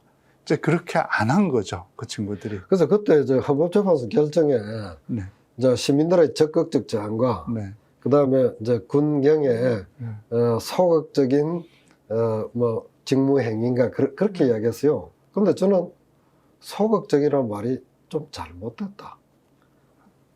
아까 확 지금 그냥 손만 밀면 그냥 날릴 수 있는데 서민거는 소극적인 행동을 한 것이 아니고 적극적인 부작위를 한 것이다. 그냥 힘든 나중에 계엄이 성공했으면 아까 그런 영관급 그런 분들은 다 군법으로 처벌받았을 거예요. 항명죄 같은 걸로. 그러니까 처벌받을 위험성을 무릅쓰고 시민과 직접 안 부딪히는 것은 훨씬 더 어렵고 적극적인 저항을 했다. 적극적인 부작위를 했다. 소극적인 저항으로 봐서는 안 되는군요. 소극적이 아니죠. 소극적인 거는 이런 겁니다. 시민들이 막 떠밀 때 그냥 떠밀려가는 이런 것은 이제 그 군인들이 확 밀 수 있는데도 안 밀고 주춤주춤 했으니까 요까지는 소극적인 저항 좀 보이지만 군대의 흐름을 돌리고 그다음 못 오게 막고 이런 것은 결국 최종적으로는 군인들이 물러나야 계엄이 끝나잖아요. 경찰이 물러나야 계엄이 끝나잖아요. 군인들을 돌려 세우는 거는 윤석열의 계엄 해제는 새벽 4시인가에 했잖아요. 새벽 4시 이전에 군인들이 다 돌아갔잖아요. 그랬죠. 상부의 명령이 쫙 하달돼서 다 돌아간 것이 아니고 얘는 돌려야 되겠습니다 하고 돌아갔잖아요. 그러니까 엄청난 고뇌가 있었다고 봐요. 그 심지어 1월 3일 날 한남동에 이제 관저에 이제 체포하러 갔을 때 그때는 경호원들이 적극적으로 막았잖아요. 근데 1월 15일 날 갔을 때는 막는 척 했지만 그냥 스르르 풀렸어요. 근데 1월 4일부터 14일까지 경호처 내에 이제 경호병력 사이에 상당한 논란이 있었고, 그래서 이것은 우리가 법 집행을 막으면 안 된다는 내부 토론을 통해서 그냥 내부에서 그냥 풀어준 거잖아요. 그랬죠. 그 내에서의 것들이 적극적 저항이라고, 적극적 부작이라고 생각합니다. 그래서 소극적인 말에 더 무게를 더 실어서 적극적인 부분을 좀 우리가 평가해줘야 되겠다 생각합니다. 지금 내란 우르머리 나라를 온통 암흑으로 빠뜨렸던 그자가 구치소에서 특검의 조사에도 불응하고 재판에도 불응하면서 내의만 입고 털어누워서 버티고 있는 이 낯뜨거운 상황이 지금 전 세계에 타전이 되고 있습니다. 왜 그러는 걸까요, 이게? 그동안 해온 이제 거짓말이 더 이상 통하지가 않았을까요? 아니면 어차피 형량은 사형과 무기뿐이 없으니까 그냥 버티겠다는 건가요? 대체 뭘까요, 이게? 저는 그 인간적 측면에서 볼 때, 우리가 이제 성찰이라고 하는 것은 비하자면 자기가 공격자도 되고 방어자도 돼보고 원고도 돼보고 피고도 돼보고 역지사지 해보고 이러면서 사람의 판단이 좀 온전하게 되잖아요. 근데 이 사람은 자기 생애사에서 늘 공격만 했어요. 검사로서 늘 공격하고 대통령으로서 늘 공격만 했기 때문에 우리가 역지사지, 예를 들어 그토록 수사로 괴롭힐 때 당하는 사람이 얼마나 힘들까, 가족이 얼마나 힘들까 이 생각 안 해봤어요. 그냥 공격하는 죽을 때까지 찌르면 죽는다, 뭐 이런 식의 자세로 했고. 그러니까 지금 현재 과정에서 우리가 종합적으로 너무 수치스럽잖아요. 근데 그걸 생각 안 하는 것 같아요. 근데 자기는 뭐 이제 공격하다가 안 되니까 발악을 하는 것인데, 발악이라는 게 악을 드러내는 거잖아요. 발악을 하는 것인데, 그 과정을 국민들이 너무, 뭐랄까, 힘들다, 뭐, 말이 안 된다 생각하지 말고, 그 자가 보이는 그 적나라한 모습을 우리가 보고 평가하면 된다고 생각합니다. 근데 이제 그때 이제 1월 3일 날 한남동에 이제 공수처에서 이제 갈 때 이제 잡히지 않고 저항을 했잖아요. 그는 국가의 법 집행을 정면으로 거부하는 거잖아요. 그 사람이 검사로 평생을 살아왔는데 늘 법과 절차에 따르라고 늘 이야기했을 거 아니에요. 근데 자기가 되니까 무조건 저항을 하잖아요. 그 다음에 이번에도 체포 안 되겠다고 너무 창피스러운 모습을 드러내잖아요. 그래서 저 사람의 이제까지 살아온 방식, 검찰 운영 방식, 그 다음 정치하는 방식, 그 다음에 이제 수사 소송에 대응하는 그 방식을 통해서 그 인간됨이 어떠하다라고 하는 것에 대하여 냉정하게 평가를 하고, 그 다음에 너무 우습게 갖고 놀면 안 된다고 생각해요. 그걸 막 조롱거리로 삼고 만화로 삼고 하는 것은 우리 국민의 품위와 수준이 있잖아요. 그래서 그렇게 낮은 행태를 보이는 것에 대해서 뭐 비웃고 조롱하고 할 필요 없이 우리는 우리의 품위를 유지하면서 저 사람이 보여준 혹은 그 집단이 보여준 뭐 저열함이라고 할까? 그 저열함을 고스란히 이제 점수를 그대로 매길 수 있는 거죠. 뭐 그렇게 해가지고 의연하게 대응해 나가야 된다고 생각합니다. 저는 이제 저런 좀 저열한 행태가 본인에게 정치적으로 사망 행위에 이르는 길이기도 하고 인간적으로 나락에 빠뜨리는 길인데 왜 저렇게 할까? 그리고 그것이 단순히 평범한 한 사람이면 그 한 사람으로 끝날 텐데 어쨌거나 일국의 대통령을 지냈는데 이 나라에 대해서 이렇게 폐악질을 하는 것인가? 그건 이 나라가 그렇게 함부로 해도 좋을 그런 나라인가? 지가 만든 나라도 아니고 지가 세운 나라도 아니고 정말 우리 만주에서 봤지만 그 많은 사람들이 피 흘리고 목숨 바쳐서 되찾고 지켜온 그렇게 이렇게 세운 민주공화국에다가 이런 먹칠을 치욕스러운 모습을 세계에 보여주나.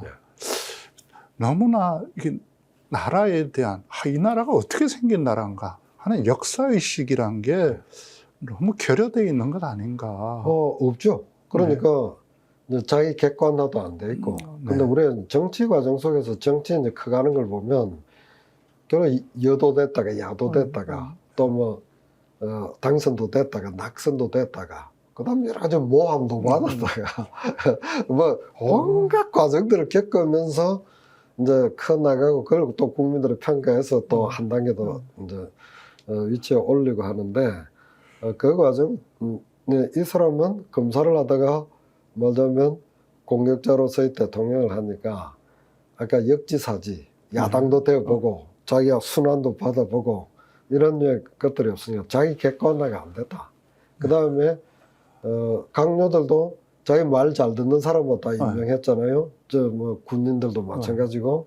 그러니까 우리가 국정을 운영하기 위해서는 다양한 의견이 있고 그 의견들을 조율하고 또 실현 의견도 들어가면서 귀를 기울이면서 정리해야 되는데 아니 귀찮고 실현 이야기 한다고 너 처단 대상이야. 온 세계에서 의사를 처단 대상으로 의사들이 자기 말을 좀 안 들었다고 처단 대상이야 라고 하는 또 이제 우스갯소리 한번 하자면 원래 계엄 선포를 할 때 거기에는 반드시 야간 통행금지 조항을 꼭 넣어야 돼요. 근데 그거 하나를 뺐더라고. 왜 뺐을까 하니까 이 사람이 대학 때부터 지금까지 술 너무 좋아해요. 술꾼들이 제일 싫은 게 야간 통행금지. 술맛 돌려고 할 때 집에 가. 막 사이렌 불면서 집에 가. 이게 대학 윤석열 기준으로 하면 대학 4학년 때 야간 통행금지가 해제가 됐어요. 그러니까 원래 이제 김용현이 올린 안에는 당연히 야간 통행금지가 들어 있습니다. 네. 근데 그거는 자기 눈에 악의가 아니야. 제거하고. 그 다음에 계엄에 절대로 들어갈 수도 없는 의사처단, 이거는 너 해가지고, 저는 이제 계엄 포고를 하면 사람들이 바짝 얼어붙어야 되잖아요. 네. 얼어붙어야 되는데 딱 11시에 나왔어요. 네. 벌어서 순간 너무 그 포고령이 좋더라고요. 왜 좋으냐면 1. 국회 지방의 정당 등 일체의 이제 정치활동을 그만다라고 돼서 국회라는 단어가 들어있으니까 전두환 계엄 선포에도 국회라는 단어는 없습니다. 근데 국회에 들어가 있으니까 내란죄 성립. 네. 잘 됐네. 그 다음에 의사 처단. 윤석열이 아니고는 쓸 수 없는 단어가 쓰여져 있는데 윤석열의 마음이 고스란히 들어가 있네. 그리고 그 80년, 70년 그러니까 황급히 비교해 보니까 너는 왜 야간 통행 금지가 없지? 그거 들어가야 되는데 제가 계엄 자료를 많이 봤거든요. 그 이제 네. 없으니까 이 윤석열의 본 마음이 고스란히 들어있구나. 이렇게. 야간 통금이 빠진 것도 좀 이상하고, 그리고 그렇죠. 또 하나는 이게 휴일, 보통 새벽 이렇게 하는데 이걸 평일 저녁 밤에 한 건 또 이건 왜 그랬을까? 원래 토요일 날 밤이나 네.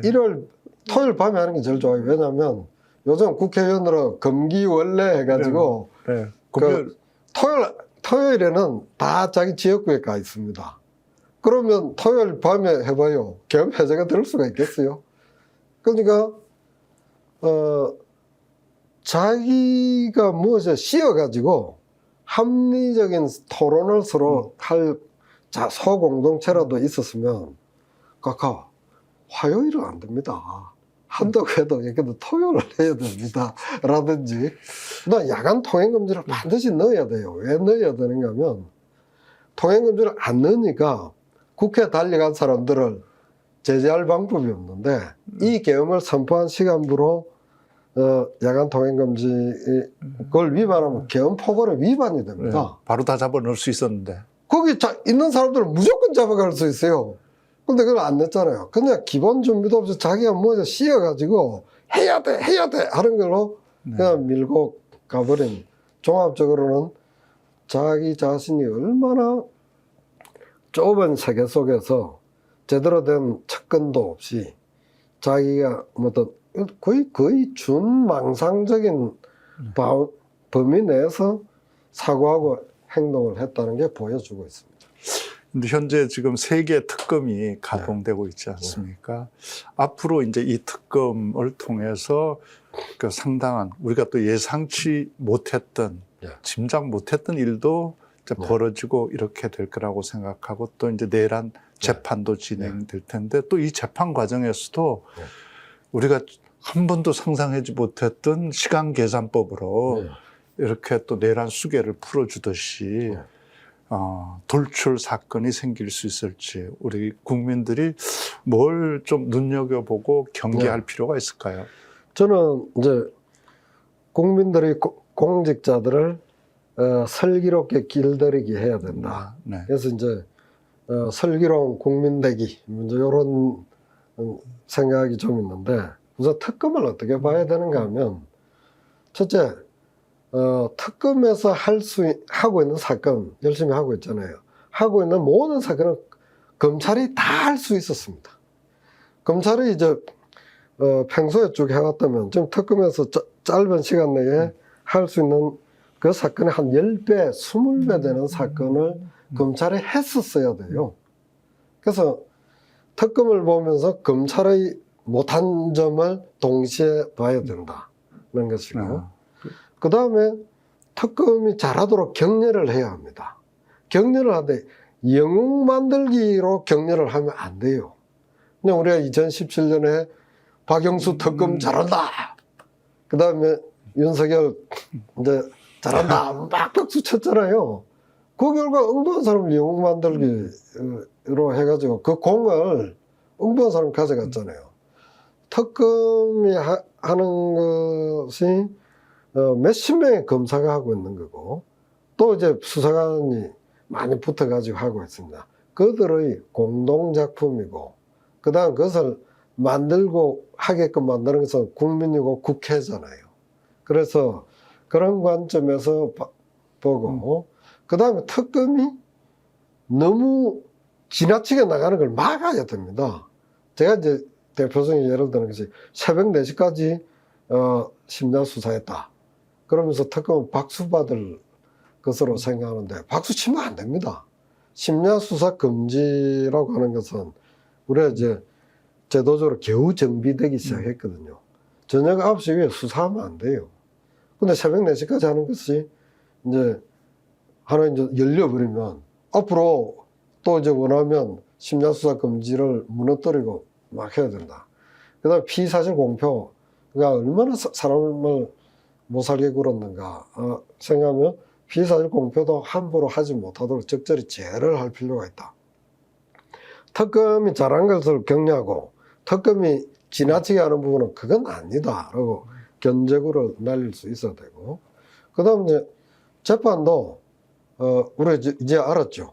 법원에 국민들이 법원에 그냥 맡기고 가만히 있으면 안 된다는 걸 우리 올해 일어난 몇 가지 사건으로 뼈저리게 알았잖아요. 국민들이 계속 감시하고 격려. 만약 감시가 없었으면 지하주차장으로 계속 왔다 갔다 하고 있을 거예요. 윤석열은.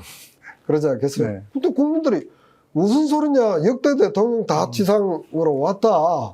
라고 하니까 재판부가 할 수 없이 지상으로 오게 됐잖아요.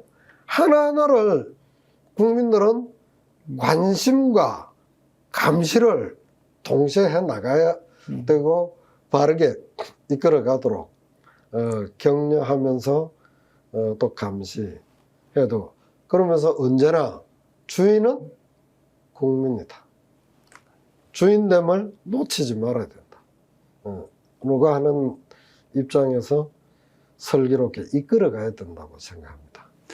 네, 한 교수님 지난 12월 3일 내란 일어난 날이 이제 마지막 수업을 하시는 날이었는데 이제 퇴임하는 날부로 이 내란 진압본부의 법무참모로 약을 하게 됐습니다.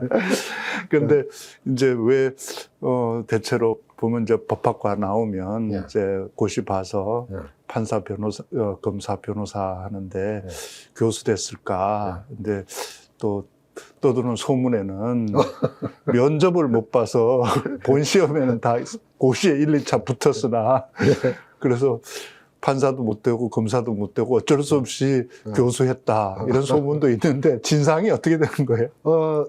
이제 객관적인 현실은 이제 대학 시절에 뭐 학생운동이라든지 또 뭐 그 대학 신문 같은 이제 언론 활동 등에 관심을 가지고 이제 하다가 이제 대모 추동이 아니고 이제 시위 적극 참여자라고 해가지고 정학을 받고 이제 그다음에 이제 구류형 뭐 상당히 이제 낮은 거죠. 다른 운동가 유치장에 가는 유치장 생활을 하고 이제 그래가지고 대학에 저 고학년이 돼서 시험 공부를 짧은 기간 동안 집중적으로 해가지고 이제 합격을 했어요. 필기시험 합격을 하고 그다음 이제 면접이 있는데 1980년까지 면접은 그냥 몇 개 물어보고 그다음에 어려운 질문 나오면 앞으로 열심히 하겠습니다. 이러면 뭐 됐어. 이러는 건데 81년도에 전두환 정권이 어떤 정책을 세웠는가 하면 앞으로 불온한 사람은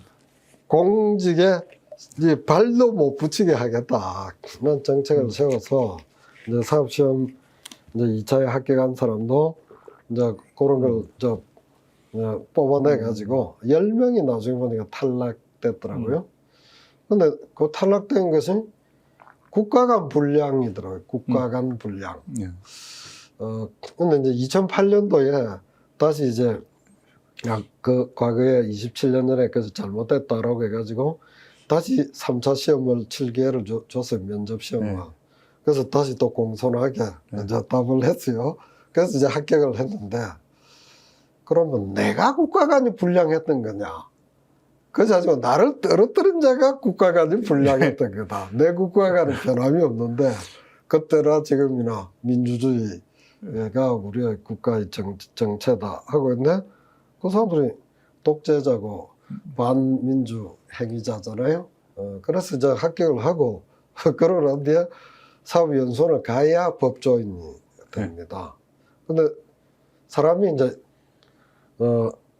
그 선택의 여지가 81년 이후에 봉쇄가 되어서 제가 이제 정말, 그 시민들의 그 눈높이에서 시민들의 자세로 공부를 하고, 이제, 저로 이 군사 독재, 이 나쁜 세력들을 타파하는데 힘을 보태겠다라고 해가지고, 이제 했잖아요. 그 다음에 이제 나의 선택이 됐습니다. 나의 선택을 기쁘게 받아들이고 학생 가르치고 주장하고 글 쓰고 그것들이 너무나 기쁜 것이기 때문에 나중에 바꿀 이유가 하나도 없죠. 처음에는 이제 변호사를 국가간이 불량해서 떨어졌다가 못했고, 나중에는 이제 변호사 자격이나 이제 그걸 다 취득했지만 또 법조계로 나갈 수 있었지만 본인의 선택으로 교육계에 남으신 거군요. 우리 선생님 그 방현석 원래 소설가로 알고 있는데 지금 학생을 가르치는 교수로 하고 있잖아요. 이 세상에 그것처럼 기쁜 일이 있습니까? 그런데 기쁜 마음으로 학생 만나고 가르치고 또 학생을 통해서 계속 배우고 이러면서 된 거죠. 그러다가 이제 정년을 맡게 되니까 그동안 주로 학생을 가르쳤지만 제가 이제 그때 시민의 바다로 나가겠다. 아주 거창하게. 그 다음에 바다로 나갈 때 내 자세는 자유의 날개를 달고 시민의 바다로 나가겠다. 그렇게 마지막 종강할 때 학생들에게 그 이야기를 했어요.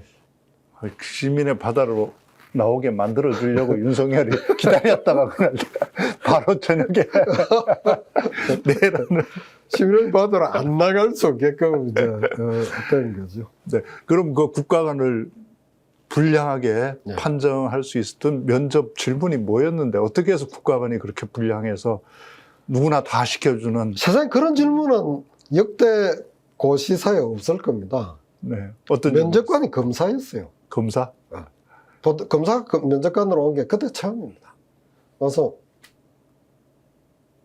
제가 질문할 테니까 한번 답 한번 해보세요. 1981년이라 생각하고 데모에 대해서 어떻게 생각해?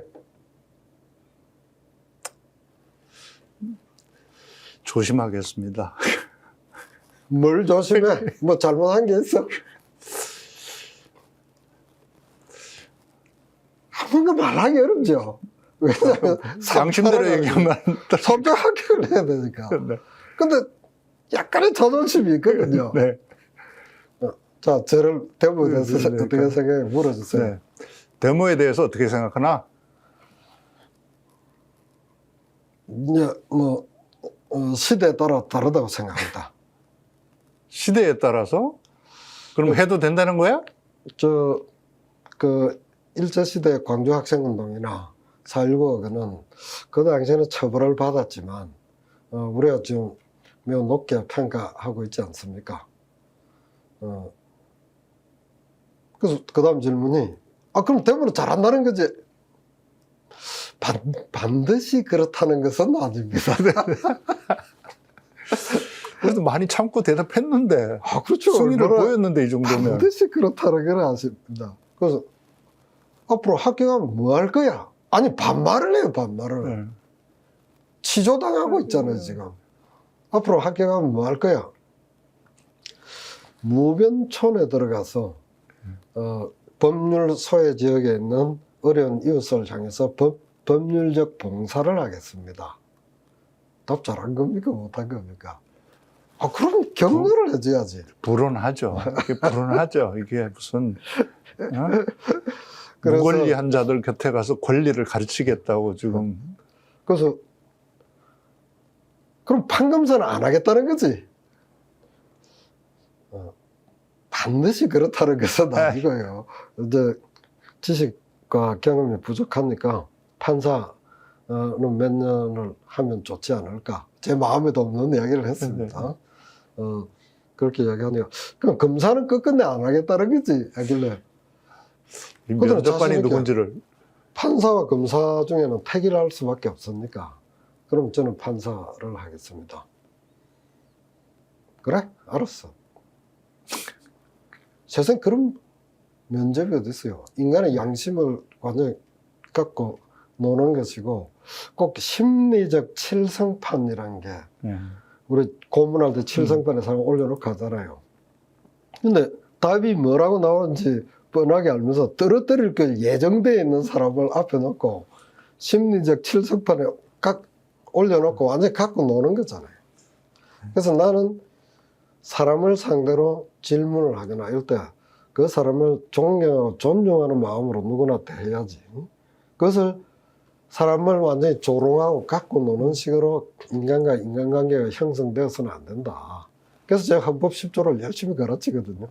모든 국민은 인간으로서의 존엄과 가치를 가지고 행복을 추구할 권리를 가진다. 모두가 존엄과 가치를 가지고 행복을 추구할 권리를 가지는데 그 사람을 놓고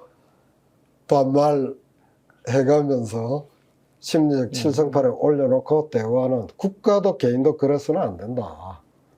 그걸 교훈으로 승화를 시키는 거죠. 이렇게 평생 이제 교수로 학생들을 가르치면서 살다가 이제 정년 퇴임해서 그러니까 시민의 바다로 이렇게 나오셨는데 이제 교직에 있을 때 이제 동료 중에 한 명이 조국 교수였잖아요. 그러니까 동료로서 봤을 때 조국 교수는 또 어떤 사람이었고 지금 또 아직 감옥에 들어가 있잖아요. 이제 그 사면이 얘기되고 있는데 동료로서 조국 교수는 어떤 사람이었고 동료로서는 너무 좋은 동료죠. 우선 인간적으로 아주 예절이 깍듯하고 그 다음에 서로가 존중하면서 늘 이제 그런 이제 좋은 사이를 했는데 조국 교수가 사회활동이 많다라고 해가지고 찾기 어렵지 않냐고 보통 생각할 수 있는데 찾기 너무 쉬워요. 거의 연구실에 있어요.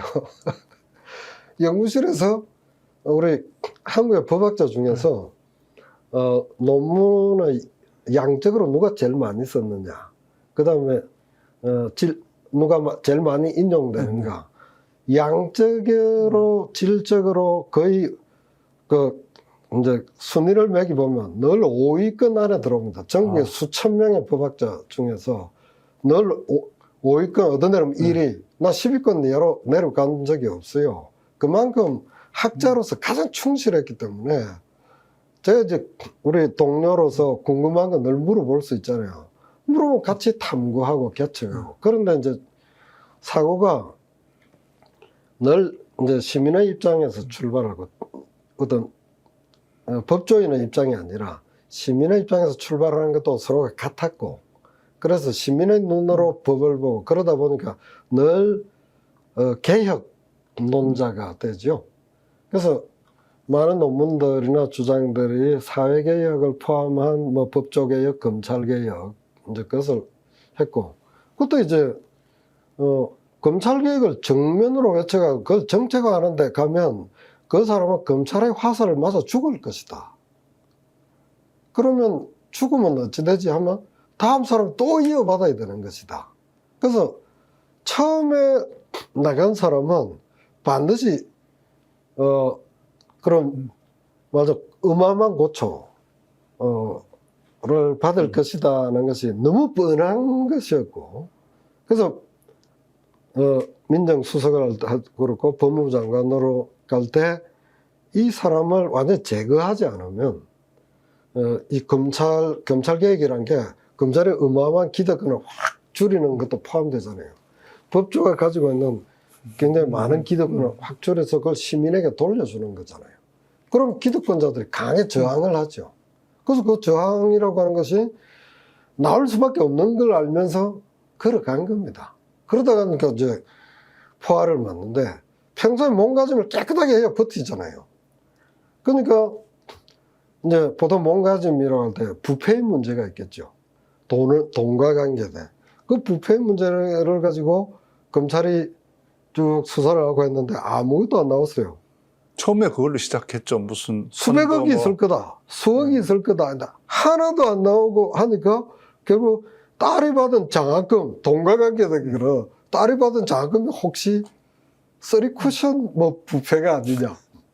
아니 이 세상에 장학금 받은 게 그렇게 해가지고 해나가고 그 다음에 이걸로 안 되니까 뭐가 없냐 해가지고 막 표창장 이런 걸로 막 뒤지다가 그 다음에 여론의 공세 이제 언론이 검찰하고 완전히 그때는 한편이었죠.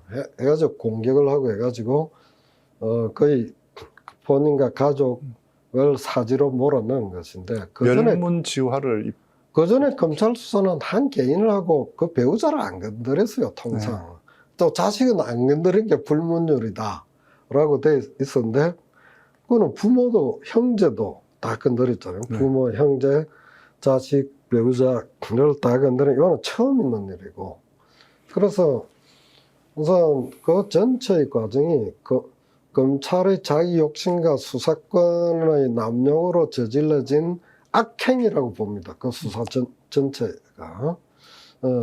근데 이제 거기에 대해서 이제 유죄를 받은 것들이 있죠. 근데 아까 이야기했듯이 재판 과정도 엄청나게 주눅 들어 있고 어떤 여론과 어떤 또 윤석열 정권의 전체 흐름을 거역을 못 하더라고요. 명백히 위법 수집 증거도 그냥 증거로 집어넣고 그런 모습이 있었고 보통 그러면 검찰은 뭐라고 이야기하는가 하면 결국 기결은 공소권 없음으로 기결된다 이렇게 이야기해요. 공소권 없으면 사망했을 때 네. 본인과 가족을 막 괴롭히게 되면 누군가 죽어요. 실제 죽은 예가 많아요. 네. 죽으면 이제 일단 수사를 막 그 정도 하자고 덮습니다. 그런데 조국도 뭐 배우자도 자녀도 잘 버텨냈어. 근데 버텼는데 시민들에도 지원이 있기 때문에 버텨냈고. 근데 그 정도로 되면 사람이 너무 위축돼가 살아도 산 것이 아닌 상태에 있는데 이 조국이라는 친구가 그것을 이기고 3년은 너무 길다라고 하면서 국민들을 향해서 윤석열 정권을 정면으로 심판하자고 강하게 나섰잖아요. 근데 그것이 어마어마한 효과가 있었던 거 아니에요? 그래서 윤석열 정권의 정체가 드러나고 그 다음에 내란을 극복 과정에서 혁혁하게 기여를 했다. 그냥 하나는 권력 검찰의 남용으로 빚어진 악행에 대한 종합적 반성이 필요하다는 걸 하고 그 다음에 이 내란을 극복하고 민주주의를 회복하는데 엄청난 기여를 했다. 그 다음에 8.15 지금 이제 이번 8.15는 광복 80주년이고 이제 내란을 극복한 민주정권의 탄생을 대통령 취임식을 그날 한다는 거 아니에요? 이제 그것과 함께 국민 전체의 대잔치가 돼야 되는데 잔치를 하려고 하니까 누구는 같이 화살을 맞았어요. 이재명 대통령 얼마나 많은 화살을 맞았습니까? 거의 죽다가 살아난 게 사법부예요. 죽다가 살아난 게 지금 몇 차례나 돼요. 그래서 그런 같이 화살을 맞았던 것을 공감을 하고 그 다음에 내란 극복을 같이 만들어냈던 이 과정에서 그동안 이제 군사정권 그 다음에 이런 이제 검찰 권력 그 다음에 이제 내란 정권에 의하여 핍박받은 모든 사람들이 같이 만세를 불러야 된다. 8.15는 그래야 된다. 그래서 만세를 부르려고 하니까 누구는 감옥에 있고 누구는 아직까지 빨간 전과자 표차를 가지고 있고 누구는 아직까지 너는 오지 마. 이럴 때 내 마음은 그럴 때 광화문 축제장에 가는 것이 아니고 서울 남부교도소에 내 마음이 연결되는 거 아니냐. 우리 이 해방 80주년의 그 기쁜 순간, 내란을 극복한 그 드문 기쁜 순간에 그 축제를 다 같이 하자는 겁니다. 뭐 저는 이번 80주년, 광복 80주년 기념 축제 이것도 진짜 대한민국의 출범식 대통령을 국민이 임명하는 이날 두 가지가 좀 확인될 필요가 있다고 생각합니다. 그러니까 오늘날의 이 자랑스러운 민주공화국 대한민국을 만든 사람들, 역사에 수많은 사람들이 목숨 바치고 피 흘린 그 희생자들을 역사의 승자로 만들어준다. 그 사람들 때문에 우리가 이 좋은 나라에 살고 있다. 그러니까 그들에게 공을 돌리고 그들을 역사의 패자가 아니라 승자로 만들어주는. 또 당장 이 내란, 터무니없는 내란 세력들, 이게 12월 3일을 시작된 게 아니잖아요. 네, 그렇습니다. 벌써 3년 동안 지속되어 온 내란이 12월 3일 날 밖으로 드러난 것인데 그 내란의 과정에서 얼마나 많은 사람들이 상처 입고 공격당했나. 그 가장 대표적인 사람이 이재명 대통령이었고 또 한 사람이 또 조국 대표다. 그렇다면 그 희생자들, 내란의 진압과 승리는 당연히 내란의 공격해서 희생당한 사람들을 승자로 만들어주는 일, 제자리로 돌려보내주는 일, 그게 이루어져야 이게 내란이 진압되는 과정이다.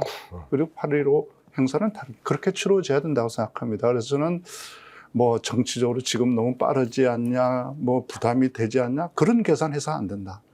역사 정의를 세우는 일은 우리 역사를 오늘에 있게 만든 사람들, 그리고 그 희생을 아직도 치르고 있는 사람들을 제자리로 돌려보내고 역사의 승자로 만들어주는 일, 그게 진정한 광복 80주년에 우리가 해야 될 일이라고 생각합니다. 예, 거기에 제가 제 컨셉으로 조금 더 넣자면, 제가 뭐 8.15 뭐 컨셉을 어떻게 잡는지 모르겠지만, 행사의 컨셉도 있겠지만, 자기 개개인에게 모든 국민 한 명 한 명이 자기 컨셉을 잡을 수 있잖아요. 그러니까 지난 윤석열 정권이 무너뜨리려고 했던 게 독립운동이잖아요. 그러니까 그것도 정면으로 이제 복원을 시켜야 되잖아요.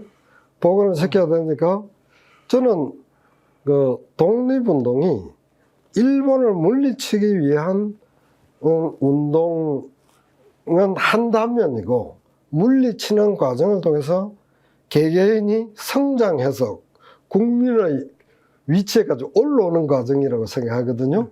그러니까 우리 범도 책을 보면 수많은 사람들, 이름 도저히 외울 수도 없는 수많은 사람들이 주체로 올라가는 장엄한 과정이잖아요.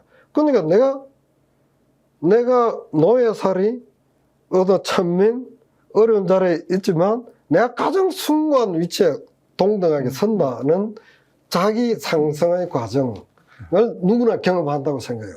그러니까 목숨을 바칠 수도 있고, 뭐 동료를 위하여 내가 오늘 죽어도 선택할 수가 있는 거예요. 그렇다고 한다면 독립운동은 민주주의 제1단계라고 봅니다. 그 다음 해방 이후에 벌어지는 거는 민주주의 제2단계고, 그 다음 윤석열 내란 같은 걸 극복해 가면서 한 단계 더 올라가잖아요. 그러면 윤석열 등이 망쳐놓은 그 과정의 역사 정의의 흐름 속에서 정립이 돼야 되기 때문에 이번 8.15의 첫 출발점은 안중근에서 출발해야 되지 않느냐. 안중근에서 출발해서 이번에 사면대에서 나오는 그 사람들까지 모두가 같은 정신으로 그 시대적 과제를 수행하면서 해왔잖아요. 그러니까 그 뜨거운 숨결을 같이 느끼는 그런 그 위대하고 장엄하고 숭고한 장, 우리가 지금보다 좀 더 숭고하게 오르는 그런 장이 돼야 되지 않느냐. 그래서 그런 장으로 같이 만들어 가자는 그런 8.15 이번 경축 축제가 돼야 되고 또 국민 임명식이 되어 주리라고 기대하고 또 믿습니다. 그날 우리 국민들 지난 그 추운 겨울 내내 광장을 지켰던 국민들과 함께 이 뜨거운 8월 15일을 맞이할 수 있게 되기를 기대합니다. 시청자 여러분, 한인섭 교수님 이야기 더 깊이 듣고 싶다면 이 책 계엄과 내란을 넘어 꼭 읽어봐 주시기 바랍니다. 한인섭 교수님 표현을 들면 책을 읽는 것이야말로 그를 가장 깊이 만나는 일이다. 1대1로 2박 3일 함께 대화를 나누는 일이 그의 책을 읽는 일이라고 했습니다. 12.3 내란에 맞선 시민들의 광장에 함께하면서 빛의 혁명을 승리로 이끄는 과정에서 시민들의 법무참모로서 맹활약해 주신 한인섭 교수님 고맙습니다. 예, 저도 책 한 권 소개할게요. 네. 범도. 이 책 우리 방현석 그 소설가 그 교수님이 쓰신 책인데 이 책 정말 좋은 책입니다. 가슴을 숙연하게 만드는 아주 좋은 책이니까 또 재미가 엄청 있어요. 그래서 꼭 같이 더불어 읽어주시기 바랍니다. 네, 마치면서 우리 같이 구호 하나 하면서 하겠습니다. 우리 범도 동지들로서 제가 일격필사를 하겠습니다. 자, 일격필살! 민주 만세! 분기인견 제품인데요. 78,900원에 이불, 패드, 베개 함께 드리고 있습니다. 이야, 부모님이 쓰시면 너무 좋겠는데요. 시원한 이런 원단으로 분기인견 워싱 진공 세트인데요. 이 제품 써보신 분들 후기가 정말 좋습니다. 가격 대비 품질이 우수하고 너무나도 쾌적하고 좋다. 직접 덮어보니까 이야, 이거 제격이다 생각 들었습니다. 자, 분기인견 진공 세트 78,900원에 이불 그리고 패드, 베개 함께 구하는 거 스픽스몰 공동 구매밖에 없습니다. 여러분 강력하게 추천합니다. 대한민국 고추장의 명인 정선자 선생이 만들었습니다. 뿌리 고수가 따로 없습니다. 볶음, 비빔밥, 쌈밥, 구이, 볶음에 찌개까지 100% 국내산 쇠고기에 더덕까지 들어간 약고추장이고요. 설탕의 향미 증진제, 인공색소가 첨가되지 않아서 깔끔하고 건강한 맛이 너무나 다릅니다. 와, 좋은데요. 그런데 가격 아니겠습니까? 홈쇼핑에서 39,900원인데요 250g짜리 5통을 우리가 29,900원에 택배에 포함해서 드립니다. 와, 진짜 단독 특가입니다. 명인의 손맛으로 밥상을 바꾸세요. 자신 있다. 비교하라. 스픽스몰 화이팅! 와, 가격 좋아. 때마다 바꾸면 밥상이 달라집니다. 대한민국 전통식품 명인 이성희 선생의 만능 맛된장. 홈쇼핑 완판 제품 지금 스픽스에 떴습니다. 스픽스 구독자 여러분들을 위해서 어렵게 갖고 왔습니다. 무침, 비빔, 찌개, 국, 소스, 볶음까지 이거 하나면 요리 고수가 될 수 있습니다. 시장이나 마트 어디에서도 못 삽니다. 스픽스에서만 가능한 이 가격 홈쇼핑 39,900원인데요. 우리 얼마에 팝니까? 지금 스픽스에서는 택배비 포함해서 공동구매가 29,900원입니다. 530g 두 통, 300g 세 통, 총 5통입니다. 자신있다! 비교하라! 스픽스몰 화이팅! 드시고 있는 게 뭡니까? 와, 한우 뭉티기 그리고 육회인데요. 어떻게 이렇게 맛있습니까? 당일 도축한 제품 여러분께 보내드리고 있는데 가격 29,900원에 총 400g 대단한데요. 와, 쉽게 먹을 수 있다는 여러분 행운 아니겠습니까? 저 믿고 한번 드셔보십시오. 완전 맛이 짱입니다. 자, 직접 먹어보겠습니다. 네. 자, 어떻습니까? 우와, 육회 그리고 뭉티기. 우와, 자신있다 비교하라 스픽스몰. 오늘 방송 어떠셨습니까? 마음에 들었다면 구독, 좋아요로 스픽스를 응원해 주십시오. 여러분들의 구독, 좋아요는 가장 큰 힘이 됩니다. 스픽스 구독, 좋아요